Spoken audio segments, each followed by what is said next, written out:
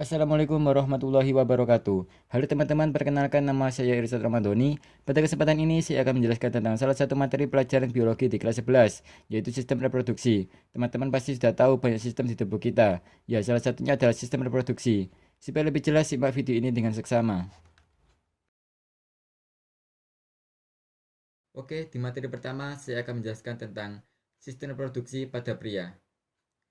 Alat reproduksi pada pria dirancang untuk dapat menghasilkan, menyimpan, atau menyalurkan sperma. Sperma tersimpan dalam cairan yang terlindung dan bergizi, yaitu air mani.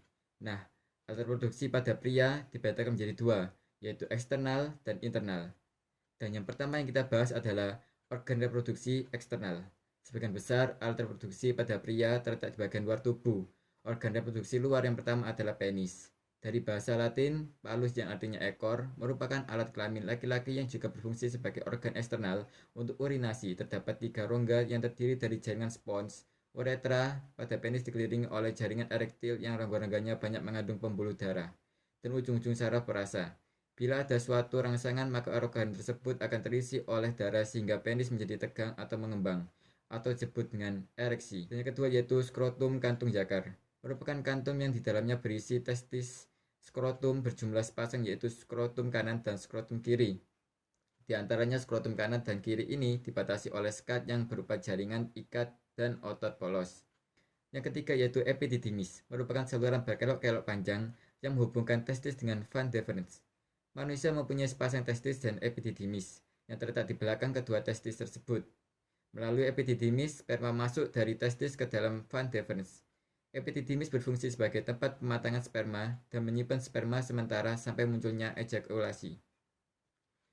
Dan yang keempat yaitu kelenjar Koper atau kelenjar bulbus retal, mempunyai sepasang kelenjar kecil eksokrin yang terdapat pada sistem reproduksi pada pria. Kelenjar Koper terdapat di belakang samping bagian uretra yang bermembran di dasar penis.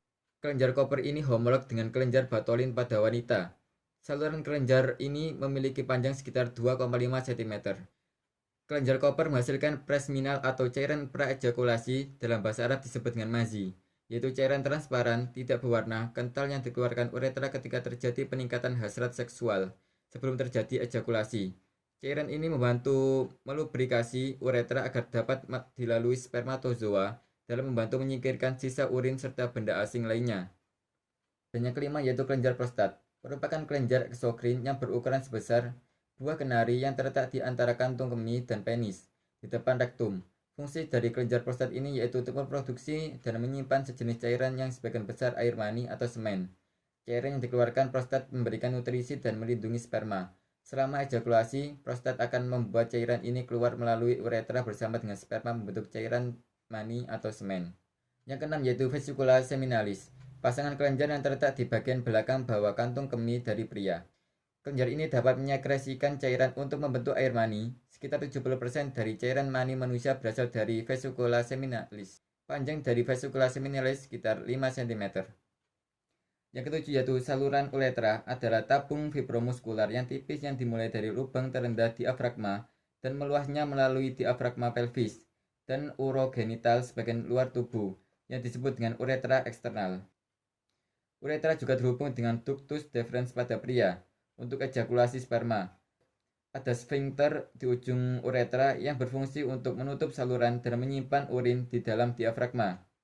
Karena bagian ini perlu melewati panjang penis, penting untuk pria lebih panjang daripada wanita. Panjangnya sekitar 4 cm untuk pria, sementara itu sekitar 20 cm untuk tubuh pria. Yang kedelapan yaitu van deferens, disebut juga dengan saluran epididymis. Epididymis adalah saluran lurus yang berakhir di prostat. Van deferens bertanggung jawab untuk mengangkut sperma dari epididymis ke tubuh fallopi. Van deferens juga bertindak sebagai reservoir air mani sebelum dikeluarkan melalui penis. Van deferens disuplai oleh arteri, biasanya berasal dari arteri vesicalis superior, cabang dari arteri iliaca interna. Dan yang kesembilan yaitu kandung kemih. Kandung kemih atau kantong kemih atau buli-buli merupakan salah satu organ dalam sistem ekskresi manusia berupa urin. Kandung kemih merupakan salah satu organ dalam sistem ekskresi manusia yang berfungsi untuk menampung urin sementara sebelum dibuang melalui buang air kecil atau BAK. Kandung kemih merupakan organ terbentuk seperti kantong yang disusun oleh otot yang saling beranyaman. Organ ini terletak di rongga pelvis, di belakang pubis. Normalnya, kantong kemih menyimpan sekitar 500 mili urin.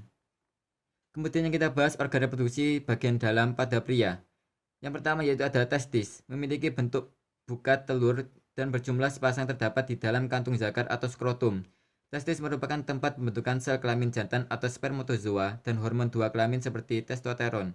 Dan yang kedua yaitu kelenjar kelamin. Pada organ reproduksi laki-laki ada 3 kelenjar, yaitu vesicula seminalis memiliki 2 pasang. Kemudian yang kedua yaitu kelenjar prostat, ini merupakan kelenjar yang paling besar di antara yang lainnya. Dan yang ketiga adalah kelenjar koper. Berikut adalah saluran reproduksi pada laki-laki yang terdiri dari van deferens yang bentuknya melengkung ke atas dan epididymis yang berada di atas testis. Kemudian saluran ini kemudian akan bersatu dalam saluran ejakulasi yang kemudian akan berakhir pada uretra. Selain itu ada juga kantung kemih yang berfungsi untuk menyimpan urin sementara, dan yang terakhir adalah uretra. Uretra ini sangat penting bagi organ reproduksi laki-laki. Selain untuk saluran pembuangan urin, pada sistem ekskresi uretra ini berfungsi untuk saluran pengeluaran air mani pada proses ejakulasi. Laki-laki tidak dapat mengeluarkan air mani dan urin secara bersamaan. Dan yang ketiga yaitu ureter. Ureter adalah bagian dari sistem urinarius yang merupakan sistem tubuh yang bertanggung jawab dalam proses pembentukan serta pembuangan sisa metabolisme tubuh. Dan juga cairan yang berlebihan dalam bentuk urin yang disebut juga dengan sistem perkemihan. Oke, selanjutnya kita akan membahas tentang sistem reproduksi pada perempuan. Yang pertama ada tuba fallopi, kemudian ada ovarium, kantung kemih, dan kantung kemih ini berhubungan dengan uretra, kemudian ada uterus, di bagian uterus terdapat cervix, dan cervix berakhir pada vagina yang berhubungan dengan ureter. Mari kita perjelas lagi organ reproduksi pada perempuan melalui gambar berikut. Yang pertama ada vagina, merupakan saluran yang berhubungan dengan cervix atau leher rahim ke bagian luar tubuh letak. Vagina terdapat berada di bagian belakang kantung kemih, agak lebih rendah daripada rahim. Fungsi organ ini adalah sebagai jalan lahirnya bayi saat proses melahirkan serta tempat keluarnya darah saat menstruasi. Vagina juga menjadi jalur akses sperma untuk menuju rahim. Yang kedua yaitu cervix, adalah bagian bawah dari rahim yang berhubungan dengan vagina. Salah satu fungsi dari cervix adalah memproduksi lendir. Lendir ini membantu menyalurkan sperma dari vagina ke rahim saat berhubungan seksual. Kemudian yang ketiga ada tuba fallopi, yaitu 2 tabung panjang dan tipis yang membentang dari kiri sampai ke kanan dan terletak di atas rahim. Organ ini berfungsi sebagai saluran untuk sel telur atau ovarium bergerak dari ovarium ke rahim. Pada tuba fallopi ini terjadi pembuahan sel telur oleh sperma. Setelah kita membahas tentang organ reproduksi pada pria maupun wanita, selanjutnya kita perlu tahu bagaimana proses pembentukan sel kelamin pada pria maupun wanita. Pembentukan sel kelamin disebut juga dengan gametogenesis, pada laki-laki disebut dengan spermatogenesis, dan pada perempuan disebut dengan oogenesis. Dan kita bahas yang pertama yaitu spermatogenesis. Proses pembentukan sperma ini dinamakan spermatogenesis, berada pada tubulus seminiferus di dalam testis. Spermatogenesis dimulai dari induk sel sperma atau spermatogonium yang bernilai 2N, lalu spermatogonium akan bertumbuh menjadi spermatosi primer. Nilainya tetap 2N. Dan spermatosi primer ini akan membelah melalui proses meiosis 1 dan hasilnya adalah spermatosit sekunder. Karena membelah maka jumlahnya N-nya pun akan terbagi masing-masing 1N. Lalu spermatosis sekunder ini akan membelah secara meiosis yang kedua menjadi spermatip. Kita dapatkan 4 spermatip. Keempat spermatip ini nantinya akan berdiferensiasi menjadi 4 ekor sperma. Selanjutnya kita bahas yaitu oogenesis. Dalam penciptaan ovum atau sel telur, merupakan proses dari betina gametogenesis yang setara dengan jantan yakni spermatogenesis. Oogenesis berlangsung melibatkan pengembangan berbagai tahap reproduksi sel telur betina yang belum matang. Oogenesis juga dimulai dari induk sel telur atau oogeniumnya kemudian akan berkembang menjadi oosit primer. Tentu saja nilainya sama yaitu 2N. Oosit primer ini juga akan membelah secara meiosis pertama. Namun hasilnya berbeda dengan yang satunya menjadi oosit sekunder. Namun yang satunya hanya menjadi badan polar atau badan polar pertama. Oosit sekunder ini akan membelah lagi secara oosit yang kedua dan masih sama hasilnya menjadi ootit, dan yang satunya lagi akan menjadi badan polar atau badan polar kedua. Sedangkan badan polar yang pertama tadi juga membelah menjadi badan polar yang lainnya. Sehingga kita mendapatkan 3 badan polar ootit tadi akan berdiferensiasi menjadi satu buah ovum. Lalu kita akan membahas tentang siklus menstruasi. Proses menstruasi terjadi karena sel telur tidak dibuahi oleh sel sperma. Kita akan bahas siklus ini mulai dari yang pertama yaitu siklus menstruasi. Fase menstruasi tentunya terjadi jika ovum tidak dibuahi oleh sperma. Hal ini menyebabkan korpus luteum menghentikan produksi hormon estrogen dan progesteron. Level hormon progesteron dan estrogen pada gambar sangat rendah. Hal ini akan menyebabkan lepasnya ovum dan endometrium yang disertai dengan robek dan luluhnya endometrium sehingga terjadi pendarahan. Fase menstruasi ini berlangsung kurang lebih 5 hari. Dan darah yang dikeluarkan selama menstruasi berkisar antara 50 sampai 150 mili. Oke, kita lanjut ke fase berikutnya yaitu praovulasi. Fase ini disebut juga dengan fase poliferasi. Pada fase ini hormon pembebas gametopin akan dikeluarkan, hipotalamus akan memacu hipofisis untuk mengeluarkan VSH. VSH ini akan memacu pematangan folikel dan merangsang folikel untuk mengeluarkan hormon estrogen. Adanya estrogen menyebabkan pembentukan kembali atau proliferasi dinding endometrium. Peningkatan kadar estrogen juga menyebabkan serviks untuk mengeluarkan lendir yang bersifat basa lendir. Ini berfungsi untuk menetralkan suasana asam pada vagina sehingga mendukung kehidupan sperma. Selanjutnya adalah fase ovulasi. Biasanya seorang perempuan mengalami siklus menstruasi selama 28 hari. Maka fase ovulasinya akan terjadi pada hari ke-14. Peningkatan kadar estrogen yang tadinya akan menghambat pengeluaran VSH. Lalu hipofisis akan mengeluarkan LH atau lightening. Hormon meningkatan kadar ini merangsang pelepasan oosit kemudian dari folikel. Peristiwa inilah yang disebut dengan ovulasi. Fase selanjutnya adalah fase pasca ovulasi. Pada fase pasca ovulasi, ini pastinya 14 hari sebelum menstruasi berikutnya. Fase ini dimulai dengan follicle degrowth atau folikel matang melepasnya oosit sekunder, dan folikel degrowth akan menggerut dan menjadi corpus luteum dan akan mengeluarkan hormon progesteron dan juga mengeluarkan hormon estrogen. Progesteron yang tinggi akan membantu proses kerja hormon estrogen untuk mempercepat dan menumbuhkan pembuluh darah pada endometrium, serta mempersiapkan endometrium untuk menerima pelekatan embrio jika terjadi pembuahan atau kehamilan. Selanjutnya yang kita bahas adalah proses kehamilan. Proses kehamilan terjadi setelah adanya pembuahan dari sel telur. Peluang terjadinya kehamilan menjadi lebih besar jika hubungan intim dilakukan pada masa ovulasi. Namun sebenarnya proses kehamilan bisa terjadi kapan saja selama ada pembuahan pada sel telur yang telah matang. Wanita dikatakan hamil jika pembuahan berhasil terjadi. Peluang kehamilan terjadi lebih tinggi jika hubungan intim dilakukan pada masa ovulasi alias masa subur. Pada wanita, ovulasi umumnya berlangsung sekitar 2 minggu sebelum hari pertama periode menstruasi berikutnya dimulai. Pada masa ovulasi, indung telur atau ovarium akan mengeluarkan sel telur yang telah matang dan siap untuk dibuahi. Dimulainya proses kehamilan. Kehamilan terjadi setelah sel telur matang berhasil dibuahi oleh sperma. Maka dari itu proses kehamilan akan terjadi setelah suami istri berhubungan intim. Sel telur yang sudah matang memiliki masa hidup selama 24 jam. Dengan kata lain, jika pada waktu pembuahan tidak dilakukan, kadar hormon akan menurun dan sel telur akan meluruh. Pembuahan sel telur bisa terjadi dalam waktu beberapa jam atau beberapa hari setelah hubungan intim. Setelah berhubungan, sekitar 3 juta sel sperma akan dikeluarkan dan mulai memasuki misve. Namun hanya sedikit dari sel sperma tersebut yang akan mencapai tuba falopi, tempat di mana sel telur menunggu untuk dibuahi. Dari sisa sperma yang berhasil masuk, biasanya berjumlah ratusan, hanya akan ada satu sperma yang bertemu dengan sel telur.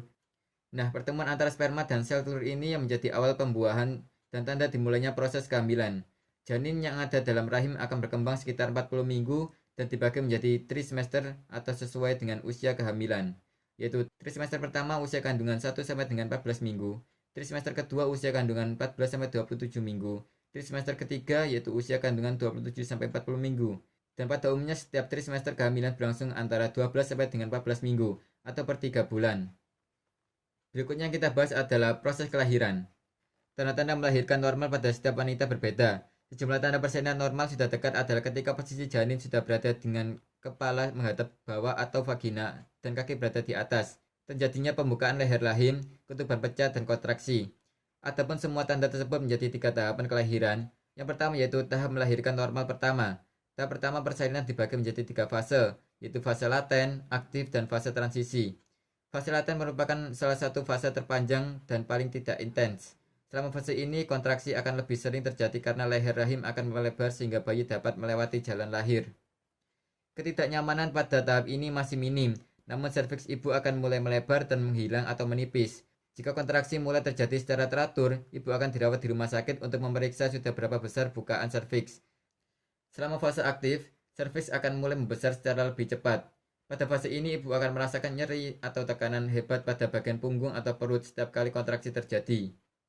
Selain itu, ibu akan merasakan seperti ada sesuatu yang mendorong bahkan sampai ingin mengejan. Namun dokter atau bidan akan meminta ibu untuk tidak mengejan terlebih dahulu sampai leher rahim benar-benar terbuka atau bukaan 10. Fase transisi adalah fase di mana serviks telah sepenuhnya melebar hingga 10 cm. Kontraksi terjadi sangat kuat, menyakitkan, dan datang setiap 3-4 menit dan berlangsung dari 60-90 detik. Yang kedua yaitu tahap persalinan normal kedua. Tahap kedua dimulai ketika serviks benar-benar terbuka. Pada fase ini dokter akan memberikan aba-aba ibu untuk mendorong bersamaan dengan datangnya kontraksi. Ibu akan mendorong bayi untuk keluar melalui jalan lahir sehingga fontanel atau bintik halus di kepala bayi dapat masuk melalui jalur yang sempit. Kepala bayi akan terus menuju lubang vagina hingga dapat keluar. Saat kepala sudah berada di luar, dokter akan menyedot cairan ketuban darah, lendir, dan hidung dan mulutnya. Perjalanan ibu masih belum selesai di sini. Ibu masih harus terus mendorong agar bahu dan tubuh bayi ikut keluar menyusul kepala yang sudah keluar. Setelah bayi keluar, dokter akan menjepit dan memotong tali pusar bayi. Tahapan yang ketiga yaitu melahirkan normal ketiga. Setelah bayi lahir, ibu memasuki tahap akhir persalinan. Pada tahap ini, dokter mengeluarkan plasenta dan organ yang memberi makan bayi di dalam rahim.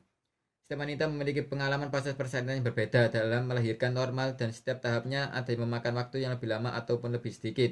Untuk ibu yang menjalani persalinan pertama biasanya berlangsung sekitar 12-14 jam. Untuk proses persalinan berikutnya akan lebih singkat dan lebih cepat. Selanjutnya yang kita bahas yaitu keluarga berencana atau KB. KB adalah gerakan untuk membentuk keluarga yang sehat dan sejahtera dengan membatasi kelahiran. KB dibagi menjadi dua, yaitu permanen dan non-permanen. Untuk KB permanen biasanya tidak bisa dikembalikan lagi, biasanya dilakukan dengan cara operasi, contohnya seperti vasektomi pada laki-laki, memotong van deferens, dan setiap ujung potongannya akan diikat. Untuk perempuan menggunakan cara tubekromi, yaitu pemotongan di bagian oviduct, setiap ujungnya juga diikat seperti cara vasektomi. Untuk KB non permanen biasanya para pasangan suami istri menggunakan alat kontrasepsi. Tujuan keluarga berencana. Yang pertama yaitu membentuk keluarga kecil sejahtera. Yang kedua yaitu mencanangkan keluarga kecil dengan cukup 2 anak. Yang ketiga mencegah terjadinya pernikahan di usia dini. Yang keempat yaitu menekankan angka kematian ibu dan bayi akibat hamil muda. Yang kelima yaitu menekan jumlah penduduk serta menyeimbangkan jumlah kebutuhan dengan jumlah penduduk di Indonesia.